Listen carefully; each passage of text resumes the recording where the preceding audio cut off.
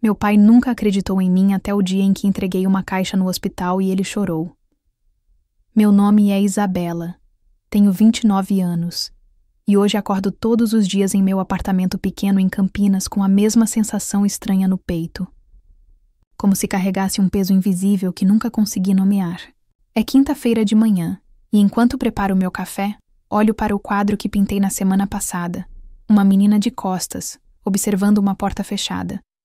Não foi intencional, mas percebo agora que essa menina sou eu aos 7 anos, parada, na frente do escritório do meu pai, esperando um pode entrar, que nunca veio.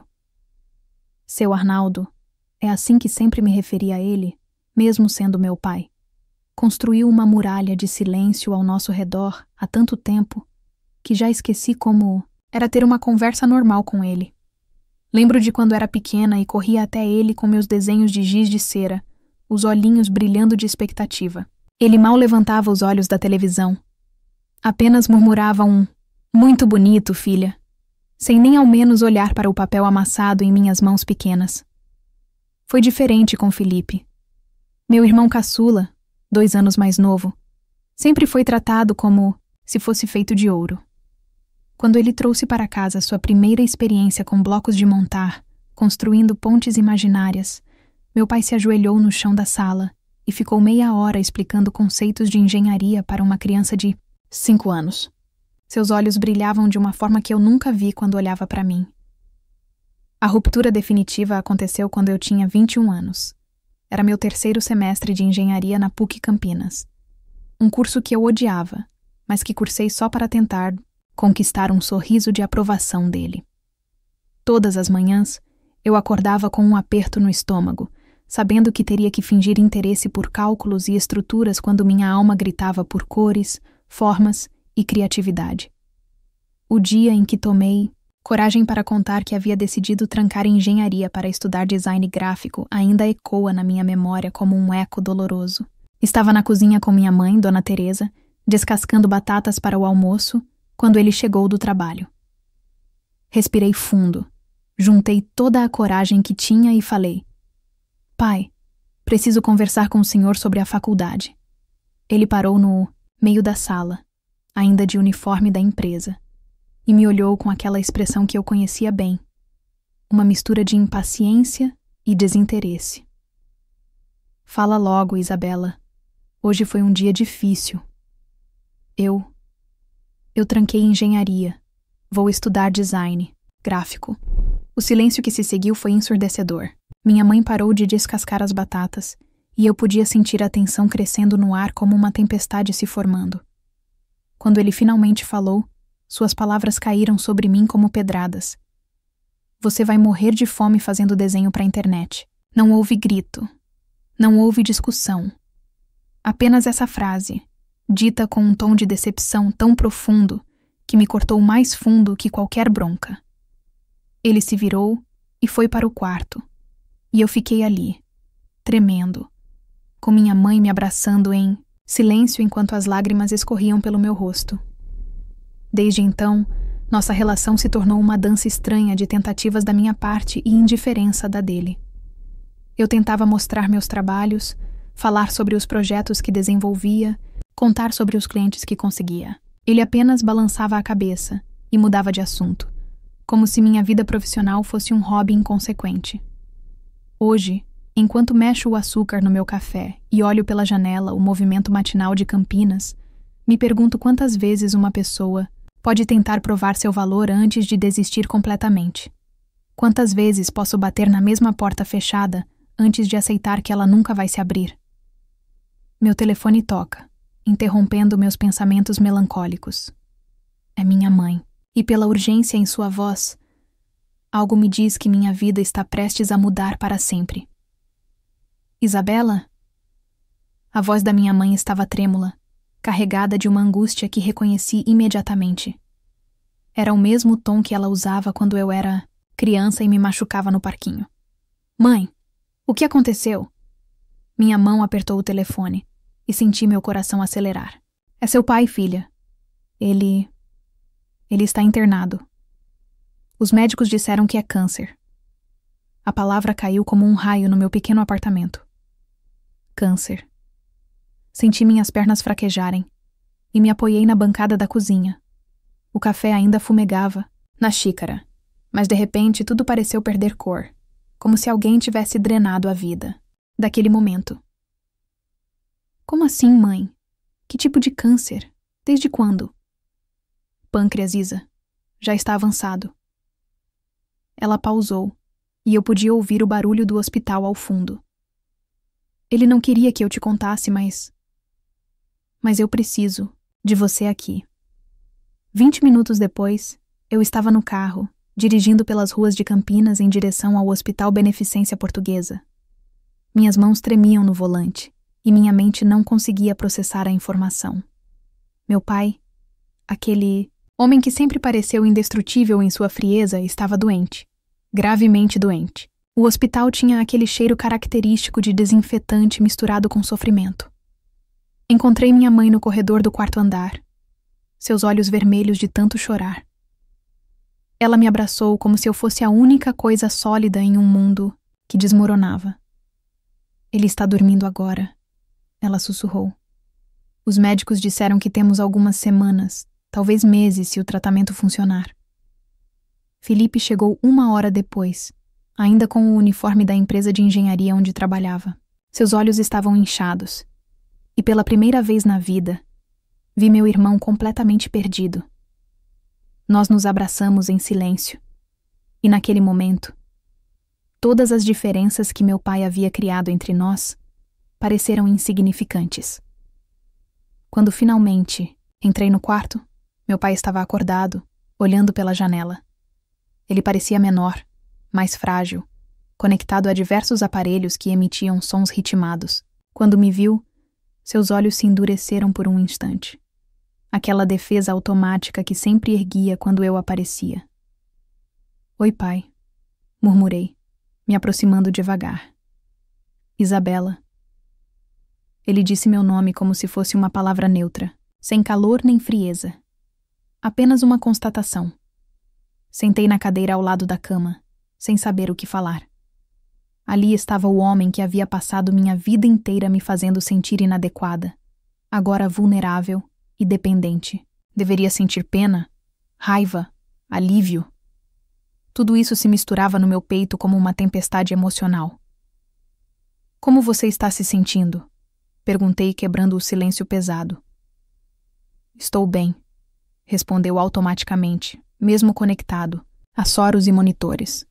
Mesmo doente, ele não conseguia admitir fraqueza. Naquele momento, olhando para ele, tive uma revelação dolorosa. Meu pai era humano. Por trás de toda aquela rigidez, existia um homem que também tinha medos, inseguranças e limitações.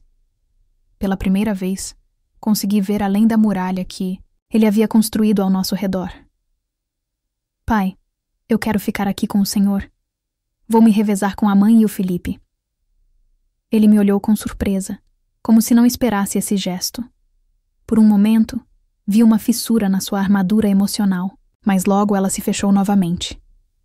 Não precisa, Isabela. Você tem seus desenhos para fazer. Mesmo doente, mesmo vulnerável, ele ainda encontrava formas de diminuir minha profissão. Mas dessa vez, suas palavras não me cortaram como antes. Elas revelaram algo diferente. Medo. Medo de se aproximar, medo de se abrir, medo de descobrir que havia perdido tempo demais. Naquela noite voltei para casa carregando o peso de uma nova realidade. Meu pai estava morrendo, e nós nunca havíamos tido uma conversa real. Sentei no meu ateliê improvisado, olhando para os quadros espalhados pela parede, e uma ideia começou a se formar na minha mente. Talvez fosse hora de fazer algo que nunca havia feito. Contar minha história do meu jeito, na linguagem que eu dominava melhor que qualquer palavra. Passei a madrugada inteira acordada, mexendo em gavetas, caixas, velhas e arquivos do computador. Minha sala virou um caos organizado de memórias espalhadas pelo chão. Era como fazer uma arqueologia da minha própria vida, desenterrando pedaços de quem eu era e de quem me tornei. A primeira coisa que encontrei foi um desenho amarelado, feito com giz de cera quando eu tinha 6 anos. Era uma família. Um pai, gigante no centro, uma mãe sorridente, Um menino pequeno e, no canto direito, quase saindo da folha, uma menina minúscula com lágrimas azuis escorrendo pelo rosto. Eu havia desenhado a mim mesma chorando, mesmo aos 6 anos. Como uma criança já sabe que não tem lugar? Continuei procurando. Encontrei rascunhos da adolescência, aqueles desenhos melancólicos que eu fazia escondida no meu quarto. Retratos de meninas sozinhas, sempre de costas, sempre olhando para longe. Prints de campanhas publicitárias que criei para empresas de São Paulo, cada uma representando um passo na minha carreira que ele nunca reconheceu. Mensagens de clientes agradecendo meu trabalho, dizendo como minha arte havia transformado a imagem de suas empresas. O que mais me emocionou foram as cartas. Cartas que escrevi para ele ao longo dos anos e nunca tive coragem de entregar.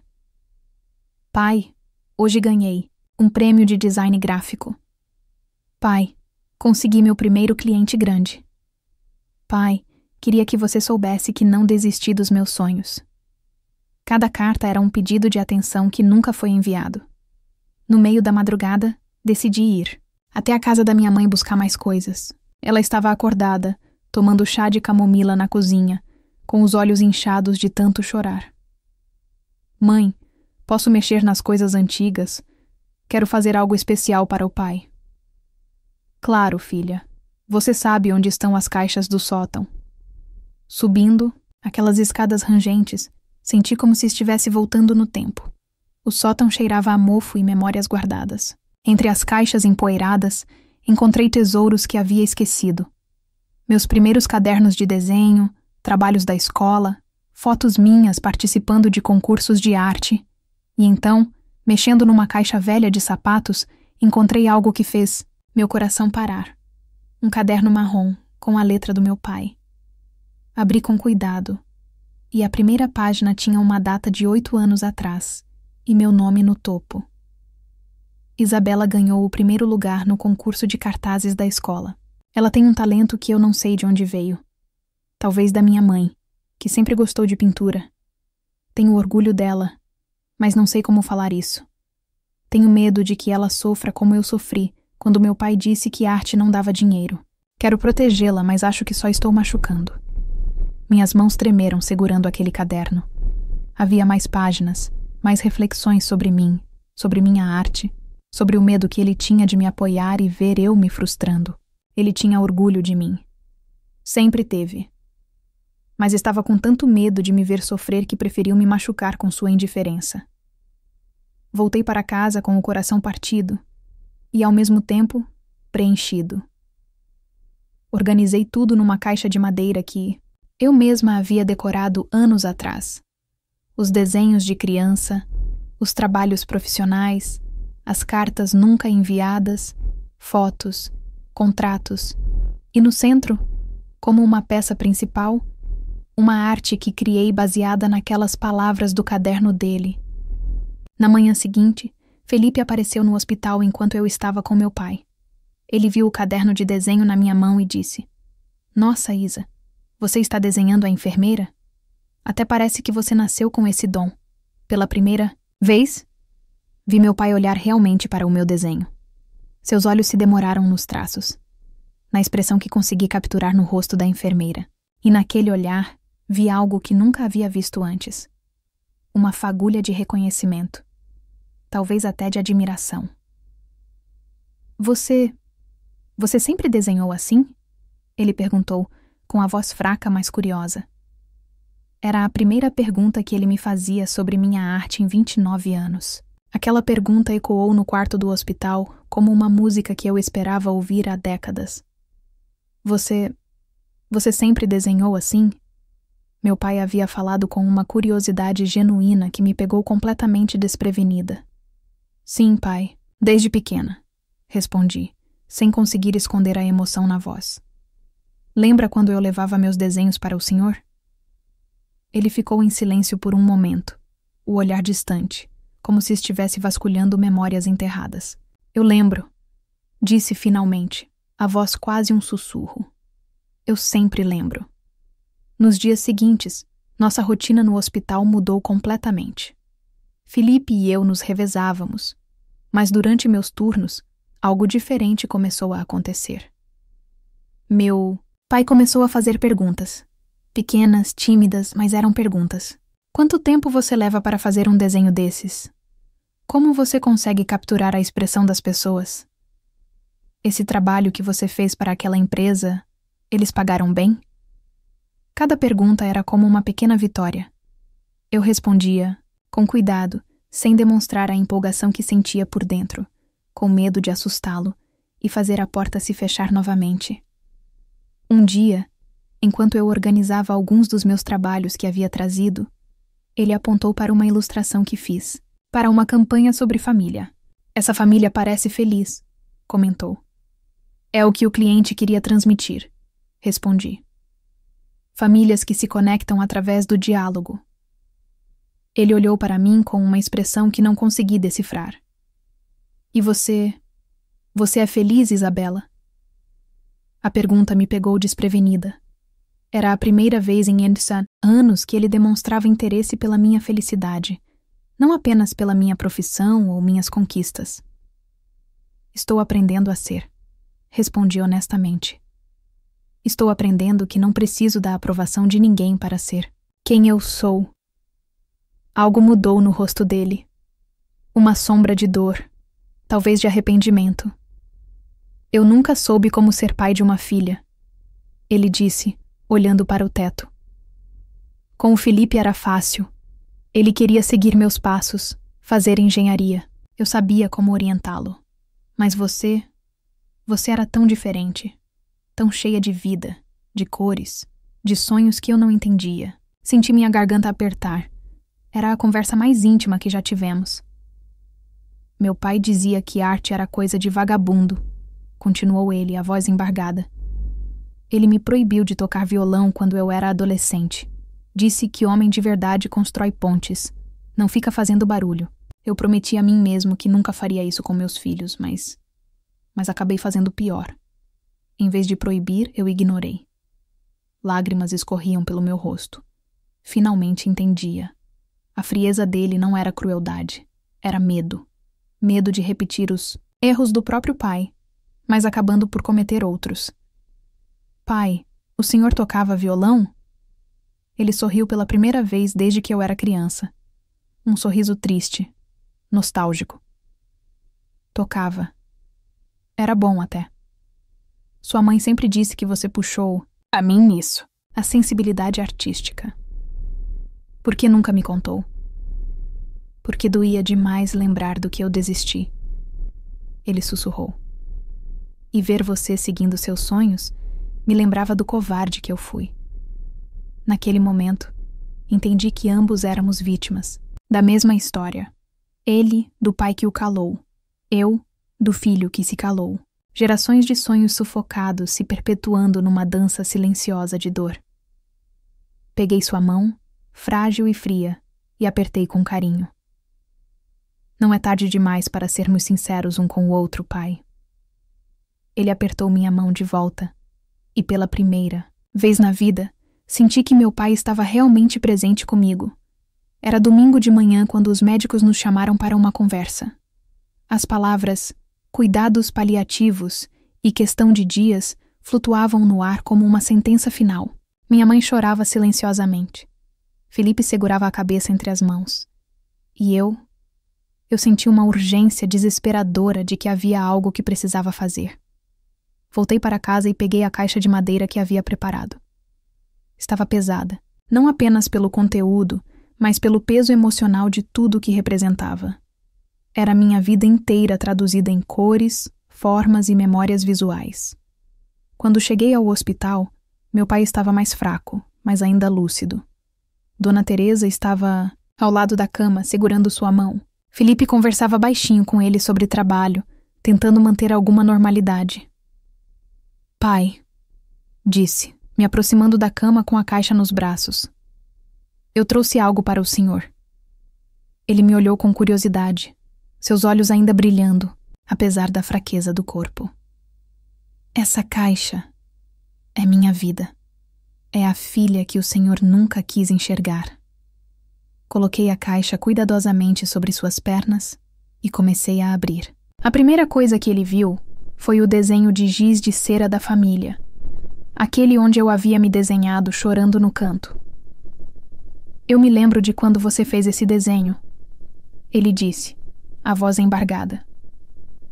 Você veio correndo me mostrar, e eu estava assistindo o jogo na televisão. Eu só queria que o senhor olhasse para mim, sussurrei.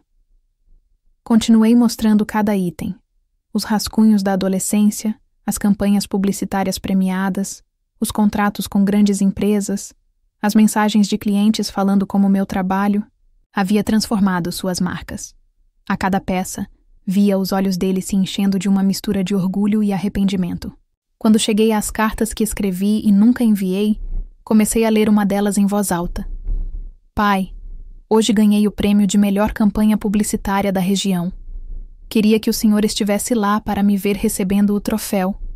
Queria que soubesse que eu não desisti, que consegui transformar meus desenhos em algo que sustenta minha vida e toca a vida de outras pessoas. Lágrimas escorriam pelos nossos rostos. Minha mãe e Felipe se aproximaram, formando um círculo ao redor da cama. E esta aqui, disse, pegando a arte que criei baseada nas palavras do caderno dele. Eu fiz depois de ler o que o senhor escreveu sobre mim. Mostrei para ele a ilustração. Uma menina e um homem de costas um para o outro, mas suas sombras se tocavam, formando um coração. No centro, as palavras que ele havia escrito. Tenho orgulho dela, mas não sei como falar isso. Ele soluçou alto, um choro profundo que parecia vir de décadas de emoções represadas. Isabela, Sua voz falhava. Você não me decepcionou. Eu que te falhei. Eu que não soube enxergar a mulher incrível que você se tornou. Pai, o Senhor não me falhou. O Senhor fez o melhor que podia com as ferramentas que tinha. Agora eu entendo. Ele estendeu a mão trêmula e tocou meu rosto com uma delicadeza que nunca havia sentido antes. Perdão, minha filha. Perdão por todos os anos que eu desperdicei com medo de te amar do jeito que você merecia.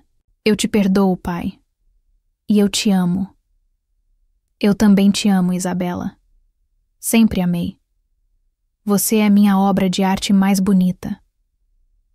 Ele faleceu 3 dias depois, em paz, segurando minha mão enquanto eu desenhava o último retrato dele.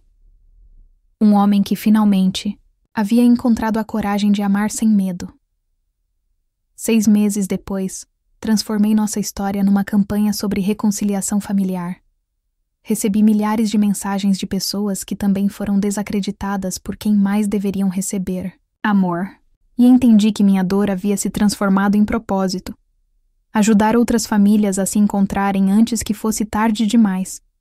Hoje, quando olho para aquele quadro da menina de costas observando a porta fechada, vejo uma nova versão. A porta está aberta. E do outro lado, alguém está esperando de braços abertos. Fim. Obrigada por assistir até o final. Você gostou da história? Deixe um comentário. Quero saber o que você achou. Não se esqueça de deixar seu like e se inscrever agora para receber mais relatos emocionantes que você não vai querer perder. Ative o sino para ser notificado sempre que um novo vídeo for lançado. Vejo você na próxima história. Muito obrigada.